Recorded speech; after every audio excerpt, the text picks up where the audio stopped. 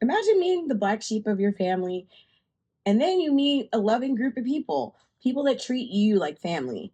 And you have this sense of, I found my people. It washes over you. You feel like you can live another life, a life without racism, sexism, or ageism. It's all over TikTok. Videos of growing your own food, living in compounds. I know I've sent a few. Everyone working together, sharing the responsibility as their own. That sounds amazing, right? Right? But what if we were to tell you that what we just described, and if you would have said yes, would have been you joining a cult? Not just any cult, but one that is remembered for mass murder/suicide of 913 people. Jonestown. I'm Natty. And I'm Jessica. And we're the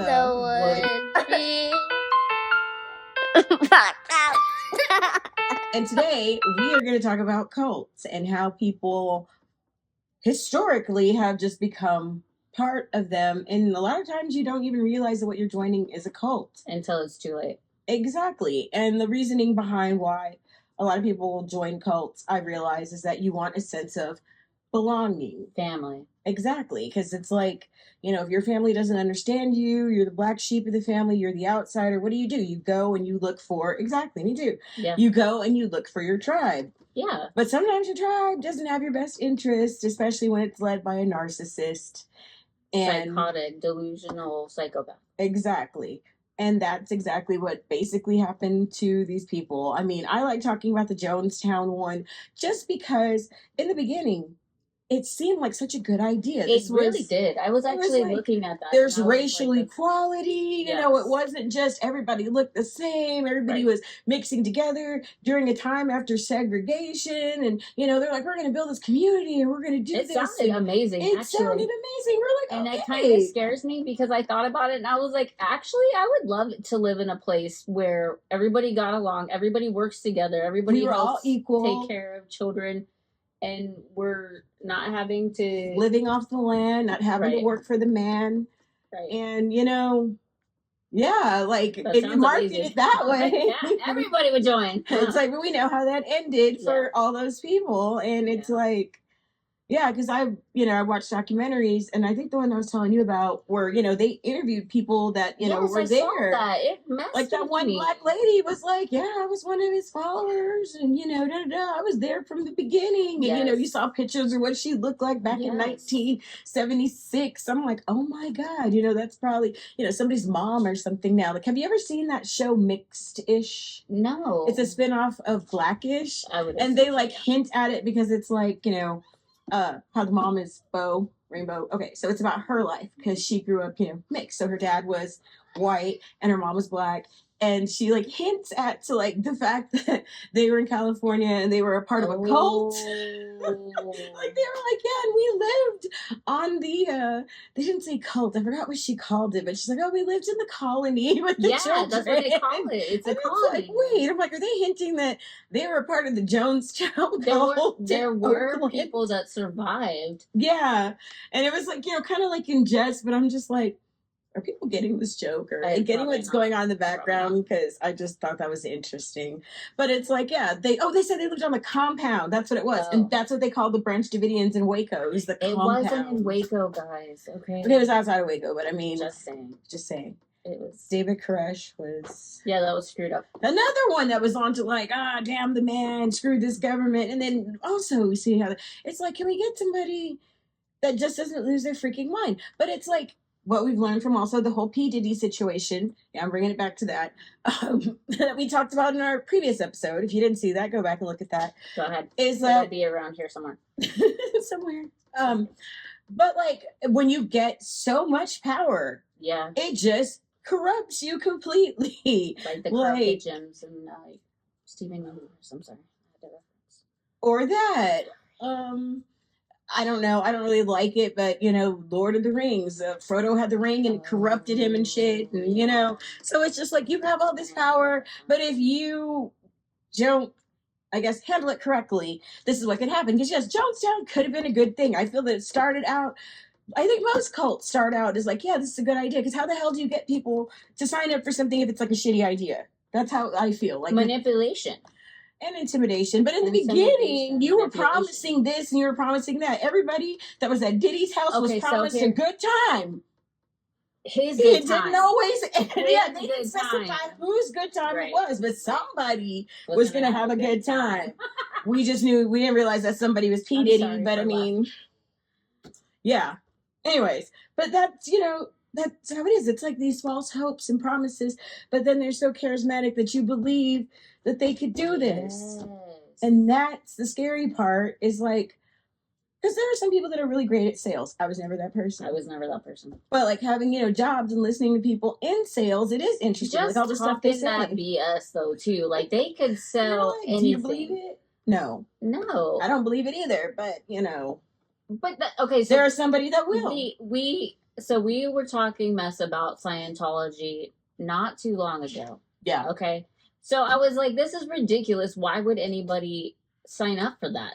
And it's because of the way it's presented. It's perception, right? It's marketed as a class. I mean, it was a book. I remember that Dianetics thing, too. It used to be a commercial in the 80s.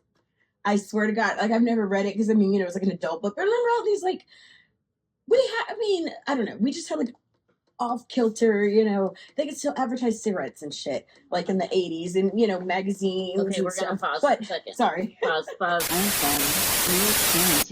Okay, we're back, guys. Sorry about that. We had a little technical difficulty. It's fine. Okay, so what we're talking about Scientology. Yeah, we did. I love my husband so much. Okay, so what were we talking about? Oh, about how we were making fun of Scientology and we kept saying, how do these people end up becoming part of this cult? And then we're talking about how it's all about presentation. And about how marketing, basically, right? You know what? Perception. Ooh, okay. So we're gonna sidebar that because I'm gonna ask you about something that I just found out was a cult. What? Shenyun. What the hell is that? You've never seen those posters? SHENYUN. Yes. It's like some fucking communist propaganda thing. I was like, I thought it was like Cirque du Soleil, but with Asian people. I thought so too. I'm not so bad. That apparently, yeah, it's like some kind of cult, some kind of same thing, presentation. Yes. Now I'm kind of like, can anybody just go to this? Because I kind of want to know what happens now. We're not. Now we won't go because I saw a poster today, and that's what made me think about it. And I was like, oh yeah, I forgot. That's a cult. Okay, a modern day. Did you know that the United States has over 10,000 cults? Bro. On record. I believe it. A day. I believe not it. Even like, but the thing like is, in standing. But they're not all like religious cults. Like, what was that one about finding the soulmate or whatever? And they were like, your energy is either male or female, but there was like more female members, and they were trying to make them be lesbians and stuff. And they were like, no, I'm not gay. And they're like, but, you know, since you haven't found your, you know, masculine energy, you are the masculine. It was complete BS, but it was like a love cult. It was like people that joined it, you know, had to be loyal to it. Like, basically, this one girl's boyfriend broke up with her because of her involvement with it, and she got all depressed. Was that the one that ended up being branded, and it was the guy leader that ended up being his initials? Was it that one? Oh, I don't know about that one. I don't know. What's the branding one? Yeah. I forget what it's called, but it's called like something Love Fling, or I don't know, something. It's on Netflix, though. That's another one that I was just like, this started out as like a dating group, because it was like, it became like you can only date people that are part of our network, but are part of our group. Also, that is a thing for cults. Mm-hmm. So that is one identifier. So if you're in a religious thing where they say you can only date people within your circle, that's a red flag. Yeah. Red flag. I need like what's her name from Kaylee? What's her name? Oh God. I don't know. What did she do? Catfish with the red flags. I haven't seen that in so long, but I'm so either way, sorry. red flag. Holy crap. I know your name. I swear to God, I watch it all the time. Well, I haven't watched all of them, but you know. Anyway, okay. So that's another thing, is that is one red flag, is if they start breaking down the what is it, the family dynamic, where they try to separate you guys, where your kids have to be here all the time and you don't get to see them, or where if you're married and they're like, okay, but you have to share your wife with blah blah blah because she's no longer your wife, or try to take that away, then that's also a red flag.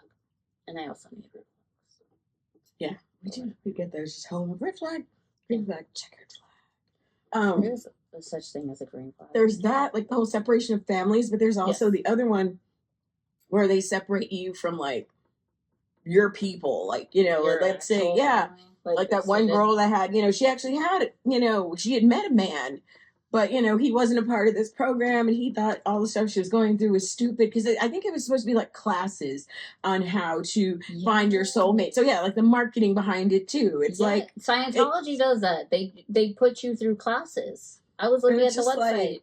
And honestly, most religions have a class attached to them, which is interesting.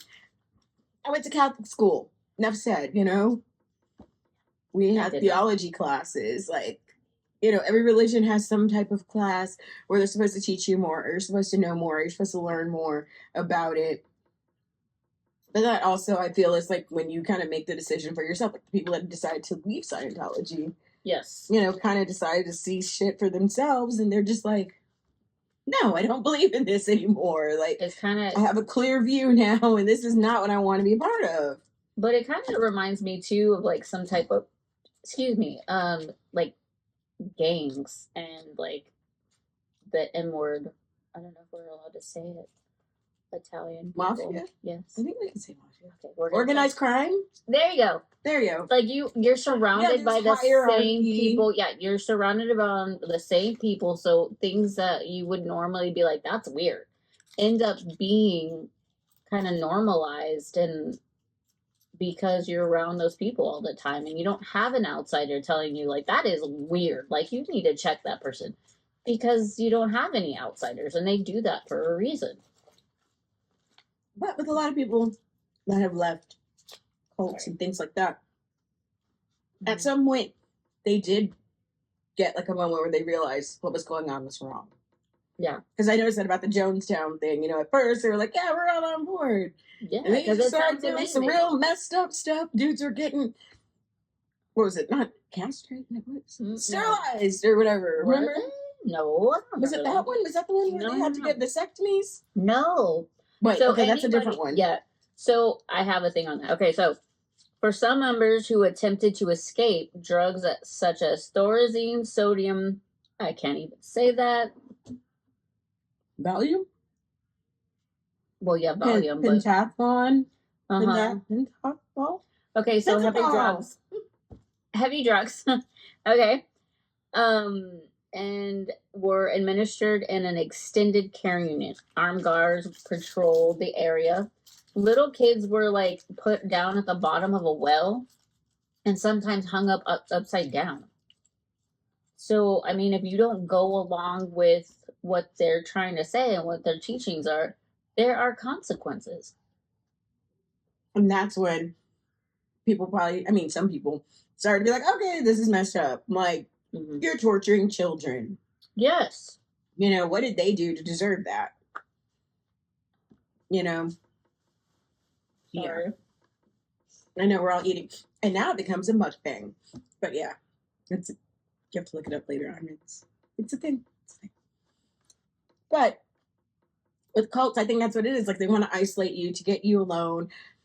You know, kind of like a shitty relationship. It's like when he says you can't see your friends, you can't go out with them because they want you all to themselves. That is a narcissistic relationship. And all cult leaders are narcissists. Mm-hmm. It's just that simple. Well, that's what Jim Jones' son, like the one, his actual biological son, his oldest, was saying, is that everything had to be about his dad. He had to be center of attention, and as soon as he came to the compound, or whatever you want to call it, everything changed. It was almost like a dark cloud came in, because it had to be all about him. And then after they were working from 6 in the morning to 6 at night, he made the adults sit there for long, like hours and hours of him just talking, just so he could be a constant in their ear. And see, that's also with kidnappers and how they break you down is by keeping you awake. Like if they keep, like when they take people, you know, I don't know, when they have like hostages and stuff, when we go to other countries and open their business. Yeah, so when we get taken hostage, a lot of times they do that stuff. Yeah. POWs, sorry. POWs, yeah. And they talk about getting tortured. They couldn't sleep, or so they're sleep deprived. So that's another thing too.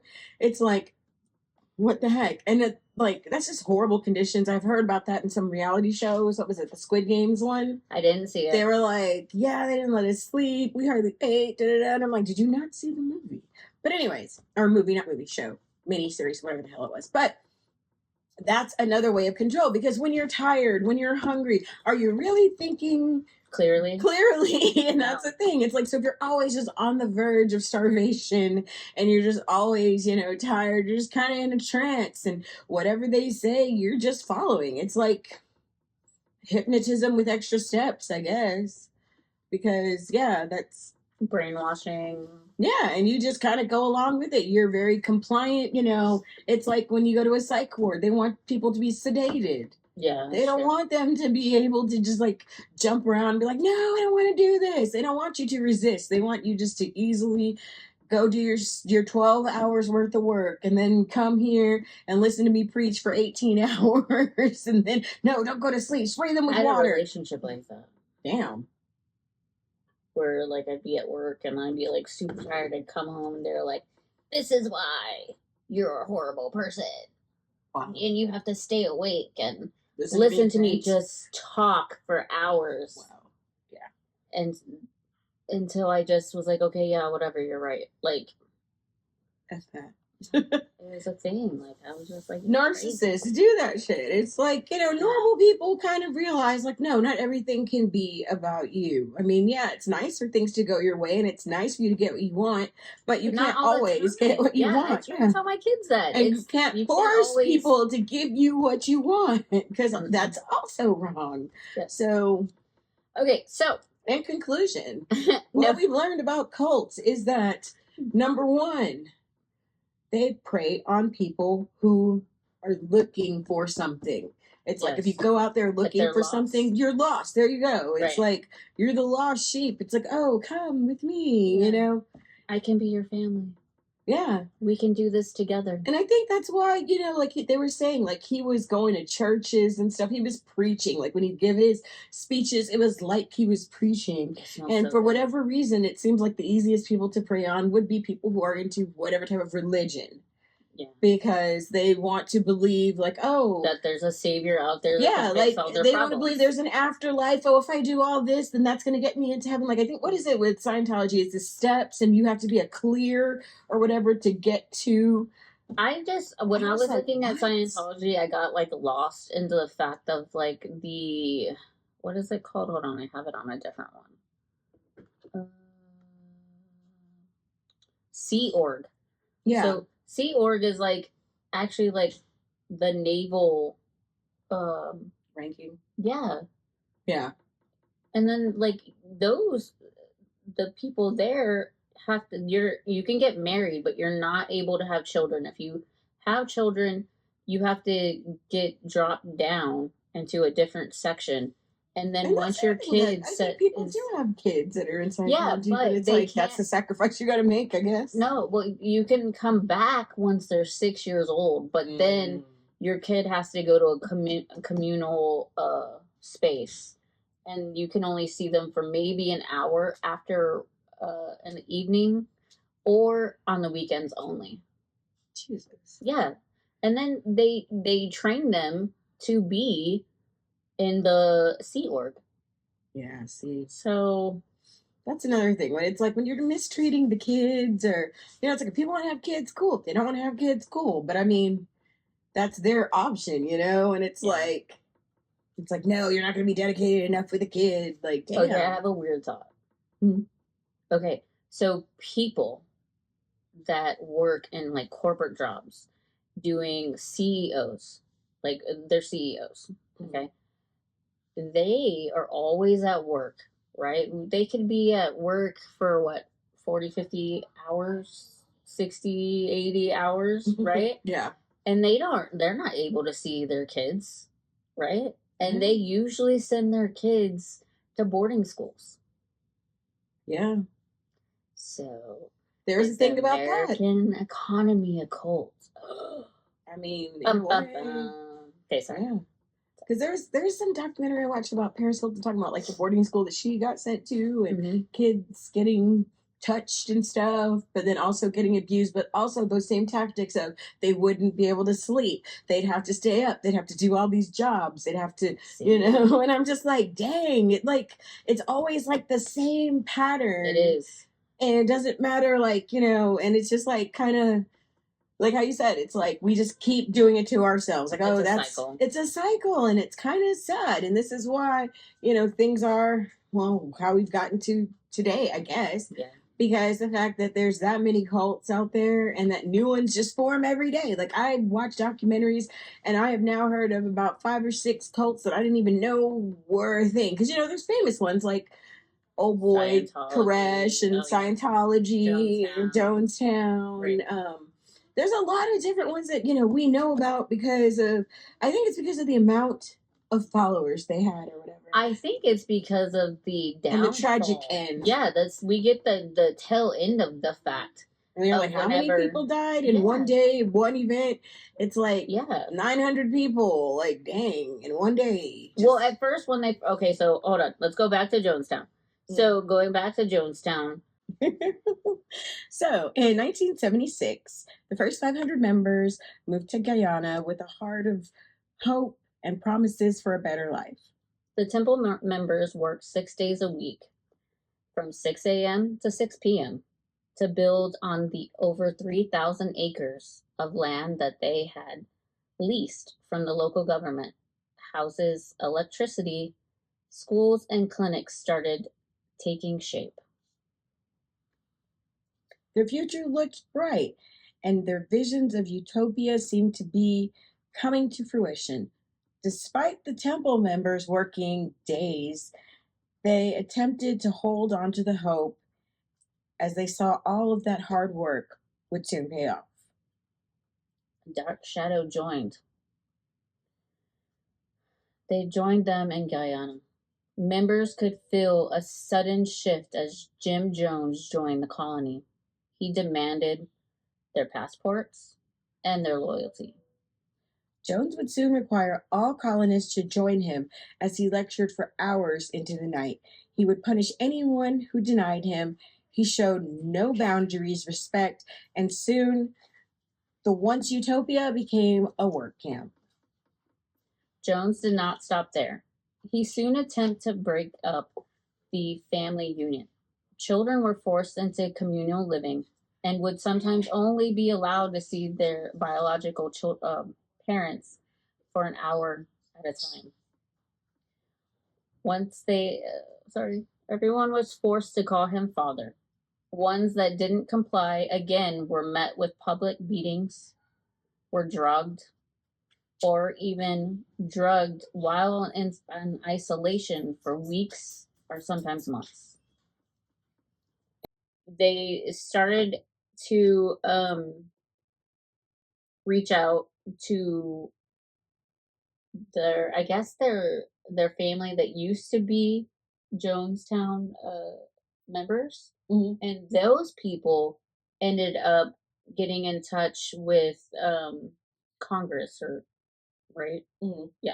So then, what was his name? Leo.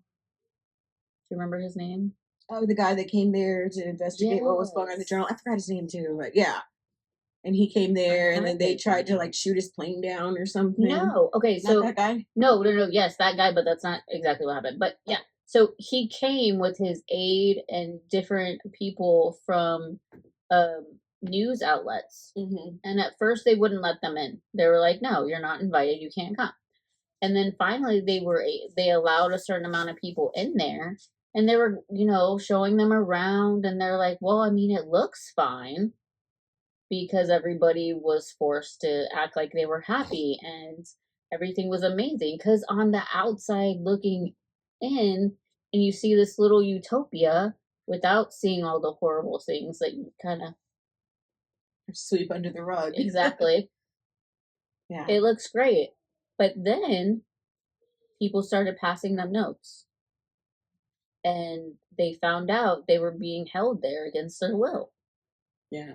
And then whenever they were leaving, when they were coming back the second day, people said they wanted to leave with them. They were like, no, I want to come with you. So they had to take like an oral affidavit saying, look, you need to say your name. Yes, you're wanting to leave because you're being held against your will. So a certain amount of people started leaving. But the longer they stayed there, the more people wanted to leave. So that's when Jim Jones freaked out because he felt betrayed. Yeah. And so they were leaving and they got to the airstrip. They were waiting for a second plane. And that's when Jim Jones sent a posse, if you will, to go shoot at them and kill the people that left, including the congressman and some other news people. And then shortly after that, he was like, "It's time. You have to drink the magic potion, go to sleep." Well, see, that's the thing, is that's what I always thought, is that he got them to drink. Well, there's some where, he did have them to drink it, but when they didn't willingly do it. That's when they got, like, needles and got them in the back of the neck. Yeah. Yeah. Why they slept or, like, forced, like, physically held people down, pouring it down their throats. Yeah. They did that to babies. Why? And then whenever, like, there's audio of this, and you can hear this lady standing up and saying, no, I don't think the little kids, like, these babies shouldn't have to do this. Like, they're innocent. Yeah. And he started cussing at her and telling her to shut up. And then whenever you heard them dying, like, he was like, what he said, die with dignity. Yeah, that part. It's like, what the fuck? I know. And then stop crying, no hysterics.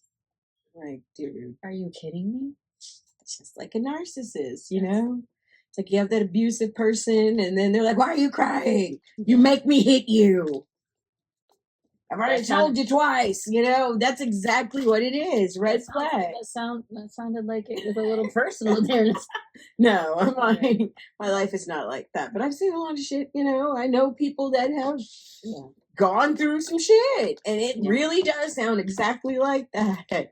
It's like, oh, why do you make me do this to you? It's like, I didn't make you do anything. Oh, if she would listen, I wouldn't have had to throw her down the stairs. It's like, what the fuck? Like, yeah, that's when there are some people that just deserve to be in jail for the rest of their lives. Like, just put them in jail, no chance of parole. Because some people it's always going to be about them. They will always play the victim. Yes. And, it just kind of sucks. And, like, some people like to prey on people who they view are weak. And that's how I think, like, that's how cults happen. Like, we joke, like, oh, what's a cult? What's not a cult, but seems like a cult? Like, oh, Texas, because people really like Texas, and we're all happy about it. And we got slogans and stuff. And I'm not saying that we're a cult, because we probably are. But, it's like anything can be a cult when it's taken, I guess, too far. And, like, I guess I'm going to end on this, because there's another thing, because I watch a lot of travel shows, and I think it was the one that they were talking about, was it Japan? I want to say it was Japan. But, like, the guy was saying how, like, decisions are made there thinking about everybody. Like, this is for the good of everybody, as opposed to you guys in the United States, how you only think about how that choice will affect you.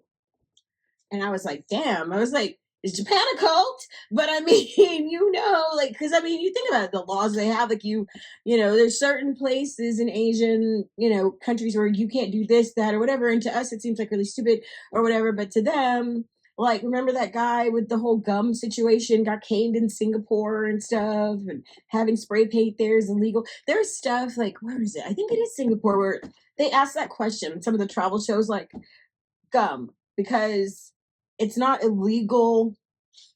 I guess it's illegal if you, like, you're not going to find it there for sale. So that means you came from somewhere else, you came from the United States, and you have gum and you're chewing it because, you know, it creates a mess. And that's kind of ultimately what it is, because Singapore is like all about trying to plant trees and plants and preserve the environment and stuff. And yeah, just having, you know, trash and things like that.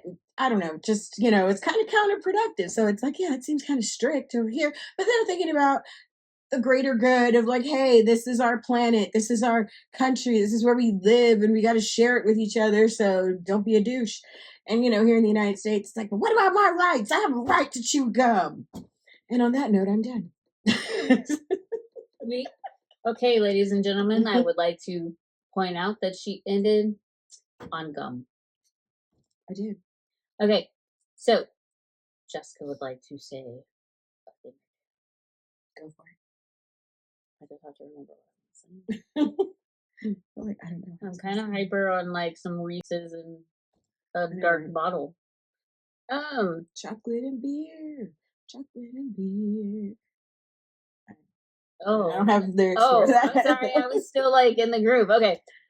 I don't have lyrics. I couldn't freestyle over that. I don't know. I don't know. I was fine with that. Okay. I guess like my biggest takeaway from this whole thing is the fact that I was taken back by how easy it would be to actually join a cult. Because when I look at videos on TikTok, and this is why I brought it up, about communal living and like just getting like a bunch of land and like growing your own food, and there's nothing wrong with that. Yeah, but with people that you know. I don't think I'd want to do that with like complete strangers that I don't know. No. And this is coming from a girl who used to want to be on the real world and live with 6 strangers. I never understood that. But that's only temporary, okay? And they provided the house. It's like, if well, first of all, I don't want to live in the country. I'm a city bitch, all right? But I would like to live in the country where there's freaking stars and I can actually know what's in the country? Not black people.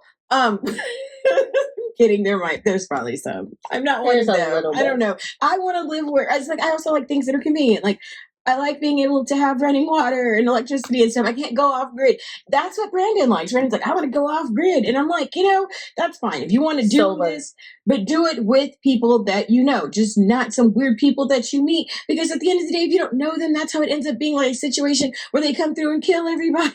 And you're just like, oh, we're going to make a communal living here. That's why I wanted to do the whole like family compound thing where like certain family. I don't want my whole family there. Okay? I'm sorry. And if you're watching this, you know why I don't want to live with you. Don't give me crap. Okay? Just no. Anyway. Period. But yeah. Anyway. We never lived together for a reason. Yeah. So. You can just leave it. You just leave it. Yeah. Silent where you eat. You can just cut that out. Okay, so I'm leaving the fact, like you know why. Oh, I know you would not be there. So don't come out, bro. Oh no, I wouldn't be leaving. But like that's the thing. I know. Okay. I don't know about the whole communal thing, because that's the thing. It's like you have to, like, everybody has to know each other. Everybody has to trust each other, and that's another thing too. Like with cults. It's like you are giving up that part of yourself, because I'm sure there will be people being like, oh, you're going to go and live in Guyana? What do you know about it? I don't know, man. But Jim Jones said that's the promised land, and I'm going to follow him just like, you know, Moses followed. Stop it. People followed Moses. People followed Moses. Yeah, no, I had you. It's all right. I was almost there. Yeah, that part. How people followed Moses, like they just followed him to a place they had never been to before. Who's been to Guyana? I mean, there's people that live there and, you know, whatever. Absolutely. But it's not like you went from Oakland to Guyana. You know nothing about Guyana. That's what they did. But that's where he said y'all were going to go, and that's where you went. Yeah, I think it was like San Francisco, Oakland. It's the same shit. The Bay Bridge just separates the two. But yeah, so it's just like, you just were like, I don't know how this is going to work out, but I'm going to go in. That's like what Cat Williams is describing Pimps and Hoes. We're going to take over all Central Park. I don't know how we're going to do it, but I'm going to do my part. It's like... Why does everything have to come back to Cat Williams? I don't know, man. Maybe he's our Lord and Savior. I don't know. Can't tell you a joke, but he's never told you a lie. So, you know... That part. That part. But it is. That's why he's like, your government is some pimps. They just be saying stuff that you don't even understand. But you're like, my rights, my freedom. Yes. Roll Tide. God. You know what? And this episode's the one where we get arrested. We get a knock. Probably. I mean, did you say that the United States government was a cult? No. No. It's for entertainment purposes only. This is for entertainment purposes only. I am not a doctor, but I just play one on TV. Yeah. But yeah, for real though, like, oh my God. You think about it, like with the government, and it's like, we didn't even have a choice with it, you know? I mean, I guess we kind of do, but we get born into it. No, and that's probably how them children felt. Yes, they didn't have a choice. There were children that were literally born into it, and they knew nothing else. His biological son. I mean, he survived and stuff, but I mean, you know, it was the same thing. He was like, yeah, people say this is your dad and da-da-da, and you're like, and you can't stand that man. Yeah, he didn't even like his dad. Which, I mean, come on, how many people actually like their dad? You know, but at the same time, you got to think about it, because how much time did he actually spend with his dad? His dad's got all these followers and all this stuff. And he had mistresses. Did you see the part where he was trying to get his son to say that his mistress was his girlfriend? Was his girlfriend, while telling his mom the whole thing, telling her the truth just to... Yeah. And he was like, that's it. That was the day I was done. Mm-hmm. You're going to mess with my mom and make... No. I mean, I totally understand. It's like, no. Yeah, when you're a parent, it's like he's this person. And that's another thing, too. It's like, you think about it. I mean, I don't know how everybody feels about, you know, their famous parents or whatever. But some people are like, oh, yeah, y'all love my dad. Well, he was an asshole. You know, it's kind of like that situation. Who? Is it Schneider? Oh, yes. Right? That. Yes. Yeah. She hates her dad. Yeah. And we're just like, he's so funny. But now we understand her issues. Remember her getting all drunk at the Dolly Parton thing, and, you know. Yeah. Now we understand. We're like, oh, okay. Now I see. She didn't take her meds that day. She was drunk. She just... But like, she was as a parent, though, being a parent is not easy. It's not. It's hard. But at the same time... Especially when you didn't have the greatest... You're just out there trying to break... freaking. But the thing is that, you know, with her and her dad, you know, she was like, I just wanted to be a kid. I did not want to be in his movies or nothing. Remember? And he was like, I'm going to bring you to the set because, I mean, you couldn't afford a babysitter. Well, where do Adam Sandler's children go? You know what I'm saying? But the thing of it is, though, she was like, I didn't want to be on the set. At what point would you actually see your kid if they're not there on the set? But are you really spending time with them when you're like, oh, go sit over there, honey, and watch me do these lines and be quiet? Because that's what she said it was. It was like, yeah, you know, I'm there on the set of Big Daddy or whatever, you know, and it's like, I'm not even in this movie. Go over there, sit in the chair, read a book. It was probably before iPads because she's older than us, you know. And it's just like, yeah, I think she is. I think she's in her 40s. But yeah, she was just like, I think. What? How old are we? I mean, but she could still be older than us. You know what I'm saying? What if she is 47? I don't know. Rob Schneider is kind of old his damn self. Mm-hmm. He's like, what, 60-something? I don't even know. I have to find out her age, but she's not super young. But yeah, that's why she didn't even want to use the same last name. And I get it, because it's like, you have trauma as in your childhood. Like, you know, sometimes, like, for example, we're just going to edit this out probably. But like, issues with me and my dad. You know, it's like, when I got older, it was just like, no, I'm not having fun with him, when he's like drunk and, acting belligerent, and then somebody says something to him, then he's cussing that person out. Now your dad's trying to fight somebody else's dad, and all you want to do is see the San Antonio Spurs play. That's it.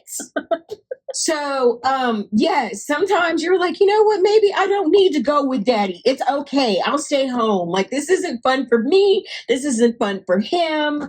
This shouldn't even be happening. And I think that's where she felt, it's like, I would just rather not see him than the time that I spend with him. He's not even focused on me. You know what I mean? Yeah, I mean, that's the only thing. That's all I have to say. It's like, if they're not going to spend any time with you, and it's like, oh, I can see my dad, but he's telling me to shut up all the time. And it's like, this is not fun. Like, can I just tell my mom, it's cool. Like, I won't even tell people that I know you. I don't even want to see your movies. I wouldn't. But I mean, there are a lot of people that are like that, like celebrities that straight up divorce their parents. Yeah. So there's that. Yeah, that's probably something from another subject. Divorcing your parents. Everybody wants to talk about finding your tribe and black sheeps and all that stuff. And it is. It's like, because we can't choose our parents. But once you get to a certain age, you're just like, well, I'm grown. But, you also have to realize, do these people really care about you? Or are they just trying to bring you in to the fold? So that way, and most of the time it always ends up being something financial or physical. It's like, oh, they have to donate all this money, or they have to give like their actual physical service to this, like the working for 12 hours thing. It's like, okay, but what if, back in Oakland, you were a lawyer. Now you're like sold all your possessions and moved to Guyana. And now you're like out there picking cotton all day. Like, they didn't pick cotton. I don't know. They're harvesting tomatoes all day for 12 hours. Like, you got to think about, like, in your old life, you're like, well, maybe it wasn't so bad to stay there. Like, maybe I should go back to Oakland. F it. Well, they wouldn't let him go. But yeah, and that's another thing. It's like you're kind of locked in because you can't get out. And that's how a lot of cults are. Yeah, it's like you have no passport. Yeah, you're stuck there. Yeah, and that's crazy too, just to hand over your passport. Like, but once again, it's all about how you market stuff. Did they tell them, like, oh, we just need to see your passports, but here, we'll give it back to you. And then they just never gave it back to them and just burned them all. Like. They might have. And it's like, dang. Okay, so just as a breakthrough, we can say we have not so great memories with our fathers, but at the same time, they weren't cult leaders that killed masses of people. Exactly. So there's that. There's that. Yeah. Thank you, podcast. We'll talk to you again. Thanks. It's called therapy. And this is what this is, I think. I mean, at this point. Yeah, because, one, I can't afford therapy. I go to therapy, and still therapy to me, too. Because sometimes you need to vent to complete strangers on the internet. Sometimes or all the time. Because you don't have to see what they say until much later. Yeah, if people comment. We don't ever really get comments anyway, so we could just say whatever the hell we want, and you guys aren't going to say a thing. Oh, don't challenge them. Because then we're going to turn the comments off. That's when the FBI agent that's watching everything that you do. Sorry. He's like, really, ladies? No, wrap it up.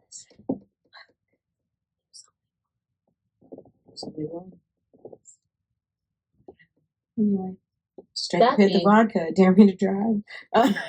Yes. Yes, I do. I don't know why. That popped in your head? It did. Just out of nowhere. Wow. It's usually random song lyrics, like Eminem's just amazing like anyone. He's a grandpa. I know. He's going to be at F1 this weekend.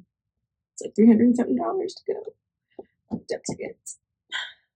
If anybody has a way for me to go. Us to go. Or us to go, Because they can perform. Is it Friday or Saturday? I have no idea. Oh, no. Saturday I can't. It can't be Saturday. Is it? I have a birthday party Saturday. That's if we even could get tickets. I wonder. I would need like very fast ride to get there and back. Not a Corvette, obviously, because those are super uncomfortable. Okay, well, anyway, we're gonna wrap it up because we're just completely off topic. Our train of thought derailed. We did, but we are back on track now. Yes, so cults. Yep. I just feel like, you know, you can become. I think anybody can become susceptible for them, because when you think about it, nobody really says, I'm going to join a cult. No. It's like you get convinced of something. Or a lot of times people invite you. Mm-hmm. That's another thing, too. People that have been invited by their friends into Scientology, like a lot of celebrities, you know, Tom Cruise and John Travolta and, you know, all these people. And you're like, oh, of course, they know each other. They hang out. You know, they're probably on the yacht listening to yacht rock and stuff. And they're like, hey, man, what are you doing on Saturday? What's wrong with yacht rock? There's nothing wrong with yacht rock. I'm just saying, on the yacht, listen to yacht rock, you know, rich people shit. And he's like, hey, what are you doing on Sunday? Why don't you come on with me to my church? And he's like, okay, cool. And he goes over there. And then at the end of the service, like, well, did you like it? They liked you. I think you should join. You know, every Sunday we can do this, buddy. And then we'll go out on the yacht. We'll have mimosas. And then, you know, 36 years later, they're still a part of the Church of Scientology, and they don't even know why they're there. That's just, you know.